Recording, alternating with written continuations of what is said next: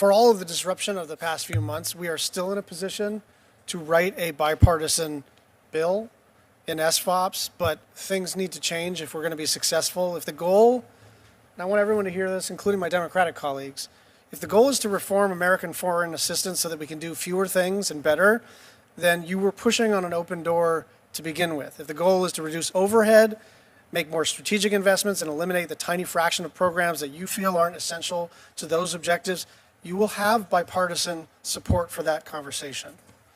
Making reforms to be smarter and more strategic with our investments while also preserving the things that were already working, PEPFAR, FMF, life-saving aid, disaster response, is still possible. And Mr. Secretary, I think you know I'm sincere in wanting to work with you to enact a bill that does just that. But we also have to have an honest conversation about what has been happening.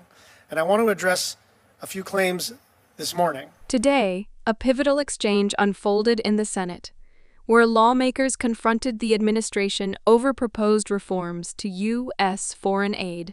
The debate centered on whether these reforms will make American assistance more efficient or risk abandoning life-saving programs around the world. This hearing is part of negotiations over the State, Foreign Operations, and Related Programs Bill, also known as SFOPS.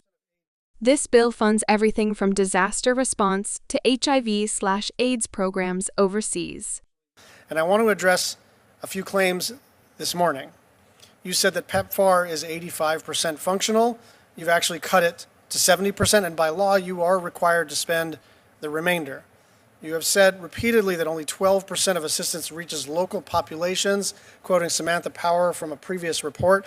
That is actually not true. The USAID report from last year found that 12% of aid is implemented by local organizations, but that's completely separate from the question of how much aid is actually reaching people. That's Catholic Charities, that's the World Food Program, that's CARE, that is not overhead. Those are other organizations, not local organizations, but flagship American organizations that deliver aid abroad.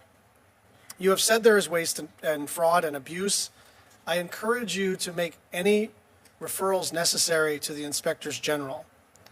You've said sharing information and taking comments from Congress is essential, but there was only one briefing. I'm hoping all of that can change.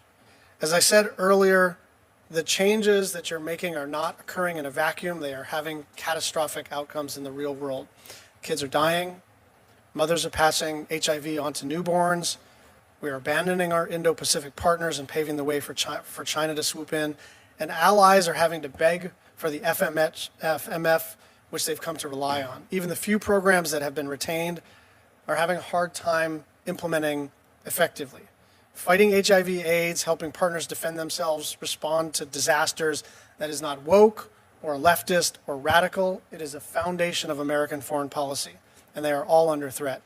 And anytime we've asked for clarity about what the administration is doing, we've gotten very little.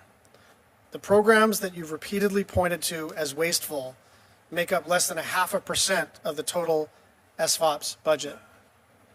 So we're talking about less than 0.5% of less than 0.5% of American discretionary spending. And if the deal was to immediately take all of those offending programs, eliminate them, and enact them, you would be pushing on an open door.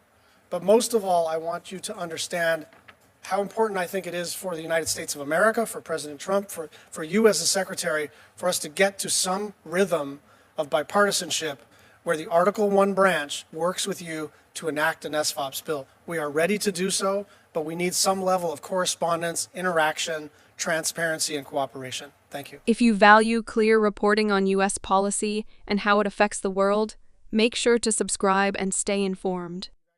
Lawmakers stressed that there is room for bipartisan agreement, fewer programs, smarter investments, and cutting waste.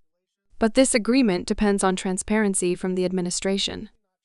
The senator argues that reforms should focus on eliminating unnecessary overhead without harming core programs like PEPFAR, fighting HIV/AIDS, foreign military financing supporting allies' defense, and disaster relief.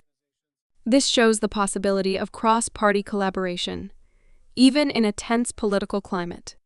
It reflects a desire for efficiency, rather than a wholesale retreat from global aid. Subscribe to our channel for more breakdowns of bipartisan efforts shaping U.S. foreign policy. The senator pushed back on statements about aid effectiveness, particularly claims about how much assistance actually reaches local populations. The administration cited a figure suggesting only 12% of aid benefits local communities. However, reports show this 12% refers to aid implemented by local organizations, not total aid delivered. Major international groups like Catholic Charities and the World Food Program also provide direct help. Correcting this narrative is key because it influences how reforms are justified and how much funding programs ultimately receive.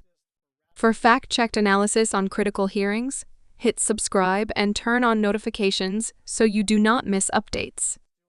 Beyond budget numbers, lawmakers warned of catastrophic outcomes, rising child deaths, mothers transmitting HIV to newborns, and vulnerable partners turning to China for support. Cutting funds without careful planning risks humanitarian crises and geopolitical fallout. Allies dependent on U.S. aid might seek help from rivals, shifting global influence. This frames foreign aid not just as charity, but as a strategic tool for maintaining U.S. influence and preventing instability abroad. If you believe these humanitarian and security issues deserve attention, subscribe for in-depth coverage and share this video to keep others informed. The senator called for a return to bipartisanship, urging regular briefings and cooperation to pass a workable aid bill. The ultimate message is clear: reforms are possible, but only through transparency and dialogue between Congress and the administration. This is a reminder that behind every policy debate are lives at stake, both overseas and in terms of U.S. credibility. Stay tuned as we track these negotiations.